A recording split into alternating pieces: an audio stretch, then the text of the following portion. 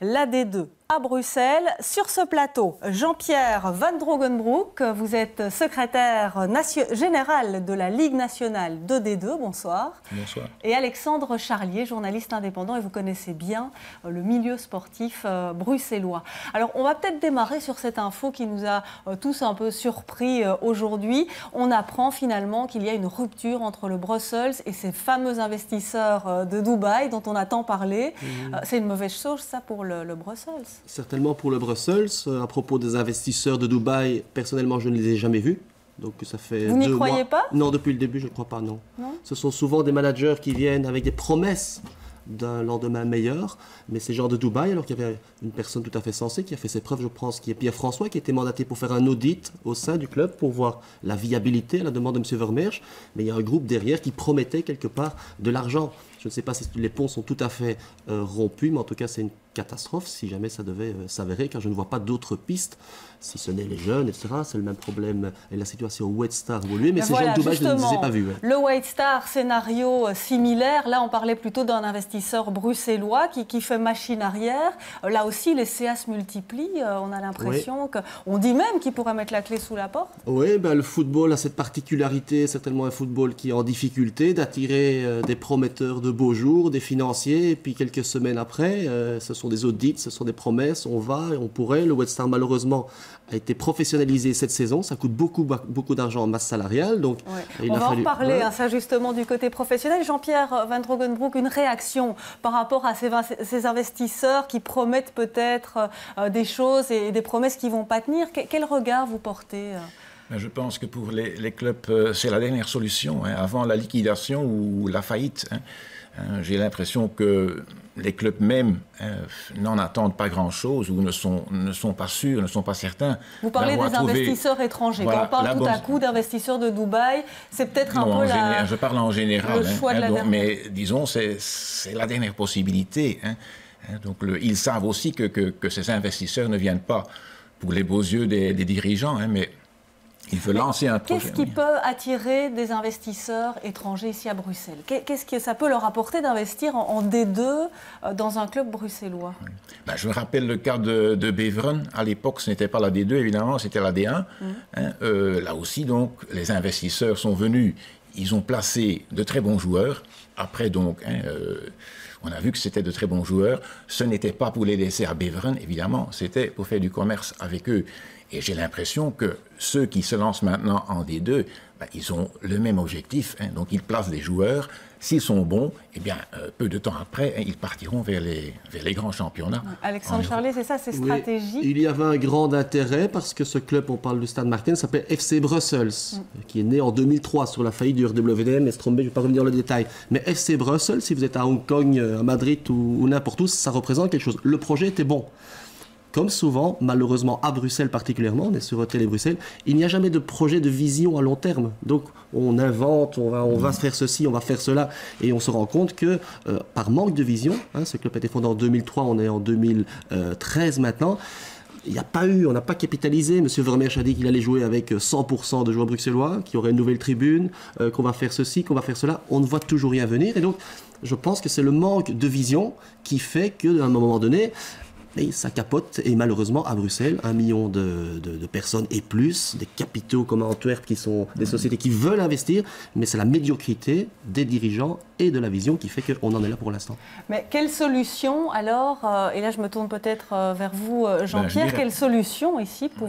Je ne dirais pas que c'est uniquement la médiocrité des dirigeants, c'est aussi un problème d'argent évidemment. La D2 est pauvre. M. Vermeersch a transféré en 5 ans, je pense, 122 joueurs. Donc chacun se sucre avec des commissions, et donc c'est ça le football qu'on veut. Donc c'est l'argent, oui, mais bon. Je pense qu'il y a mis beaucoup du sien, M. Vermeersch, donc si lui n'avait pas été là... Vous défendez un petit peu Ivan Vermeersch ici sur ce coup-là? Mais non, je connais bien avec lui aussi, Monsieur Vermeersch, je crois qu'il a les meilleures intentions avec son club et qu'il veut le sauver à tout prix. Mais va-t-il y arriver? Alors c'est la question qu'on peut se poser aujourd'hui. On pose la même question du côté du White Star. Est-ce qu'il y a des solutions? Il faut chercher plutôt des investisseurs locaux maintenant? Je voulais parler, mais c'est évidemment l'ancrage local qui va sauver les choses. J'entends tout à l'heure M. Compagnie, M. Michel De Wolf et d'autres. Il faut que ces Bruxellois, ces gens de talent, prennent leur destin avec une vision. J'entends que M. Campani dit comment on va s'appeler, c'est bien, mais parfois j'ai l'impression qu'on fait les choses à l'envers. Qu'est-ce qu'on va faire, comment on va le faire? On a 5 ans, on va se donner une campagne de promotion, des dirigeants, on va travailler petit en division 3 comme l'a fait le FC Malinois voici 10 ans, 7000 spectateurs en division 3. Ils ont pris le pari de jouer avec leur vivier en division 3 et d'attendre, ce qui est parfaitement complémentaire au Sporting Anderlecht qui a une vision internationale Ligue des Champions. Je pense qu'il y a place pour un deuxième club à Bruxelles avec une vision claire. Et bien entendu, on entend ça depuis 15 ans, il faut fédérer les bonnes initiatives et les gens de talent. Et malheureusement, sinon on se fait avoir par des intérêts qui sont un petit peu suspects. Jean-Pierre Van Roggenbroek, par exemple Vincent Compagnie, effectivement, qui va investir dans les jeunes, dans la formation au FC Blé. Là, on est en division 3, mais il investit sans peut-être attendre quelque chose en retour. On investit souvent à perte en football, non? C'est un objectif très noble, celui de Vincent Compagnie, évidemment. C'est ainsi qu'il faut travailler. En effet, comme M. Charlier vient de l'expliquer, il faut une vision, et lui, il a une vision. Il sait où il veut arriver, hein, et si j'ai bien compris son message, donc il veut commencer à zéro. Il veut vraiment donc bâtir un club, construire un club d'une toute autre façon. Hein. Ouais, et au-delà de ça, au début, c'est vraiment une vision de formation des jeunes, peut-être un club à Forêt, un club à évoluer, une formation avec des gens de qualité. Et après, comme c'est un type d'une intelligence rare et qui a l'envergure internationale et la vraie vision, peut-être que ce système de formation sur l'ensemble des 19 communes à Bruxelles puisse être exploité avec un club qui aurait une vision. Donc ce serait plus du mécénat et pas du business alors. Il ne va pas donner des millions de livres ou d'euros, mais c'est tant mieux. Il faudrait qu'il y ait une structure qui se mette, qui soit complémentaire à ce que lui va faire. C'est la formation, c'est les gamins qui veulent. Alors pour le football bruxellois. S'il y a une vision, et je vous interromps, s'il y a une vision, mais il ouvrira des portes énormes à la région bruxelloise, au sein des communes, il fait peur parce que vous savez, la réalité de notre football bruxellois, vous savez, les 19 échevins des sports, ils n'ont pas une vision globale de ce qu'il faut faire partout pour Bruxelles. Un type comme ça, il va ouvrir beaucoup de portes et je pense que ça pourrait être une chance pour le football bruxellois, complémentaire au Sporting Anderlecht. Oui. Eh bien, on va vous parler tout à l'heure du professionnel. Hein. Le White Star, le Brussels qui sont passés professionnels, tout ça, ça coûte cher. Il faut avoir les reins solides. Est-ce que ça, c'est une erreur finalement de se lancer au niveau professionnel? Oui. La réalité des chiffres en division 2, le FC Brussels White Star, 200 payants maximum. Vous ne savez pas payer un mois le salaire d'un Van Diepenbeek, joueur du White Star, ou des multiples joueurs exotiques qui peuplent le Brussels. C'est une réalité économique. Et les droits TV, vous en parlerez. Je pense qu'en division 2, il y a un petit peu d'argent, mais on ne peut pas être professionnel en division 2, non. Vous avez la même vision, Jean-Pierre Van Roggenbroek? J'ai l'impression qu'il faudrait une réforme du format de championnat. Il y a actuellement, 16 clubs en D1. Bon, c'est un bon nombre. 34 au total, comme c'est le cas aujourd'hui, avec la D2. Donc il y a 34 clubs rémunérés, je dirais, qui évoluent donc au sein du foot. Je crois que c'est trop, en effet. Donc chez nous, en D2, c'est un championnat à 2 vitesses. Il y a ceux qui rêvent d'aller en D1, et ils ont peut-être une ambition légitime. Il y en a d'autres qui sont déjà contents d'être là, et qui freinent un peu l'évolution. Donc là, mais je crois que la répartition des droits de TV est essentielle.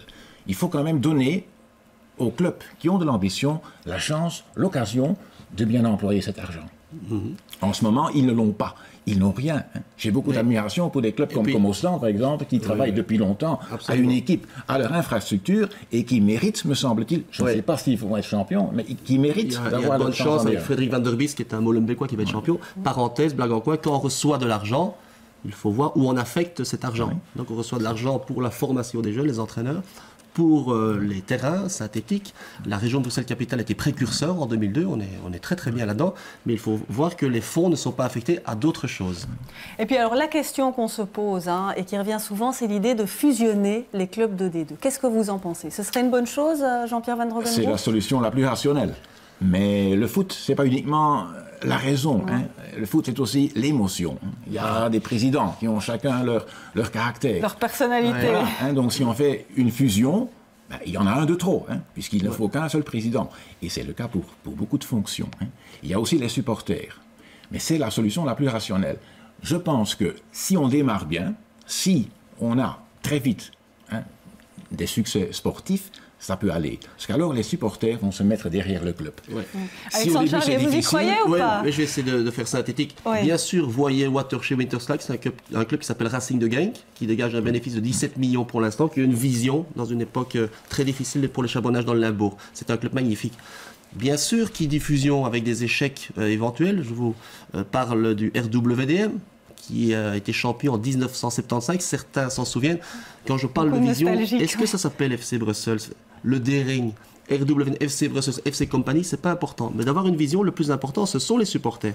À titre personnel, je pense qu'évidemment, il y a 4 lettres magiques pour faire redémarrer à côté d'Anderlecht une activité un petit peu... qui pourrait être attractive, c'est RWD Molenbeek. Il y a un potentiel de 2-3 000, et là, je parle avec mon cœur, 2-3 000 personnes qui seront mobilisées éventuellement. Merci beaucoup, messieurs, d'avoir été avec nous. On va continuer, bien sûr, à suivre et le Brussels et le White Star pour voir, bien sûr, s'ils s'en sortiront. Merci à vous.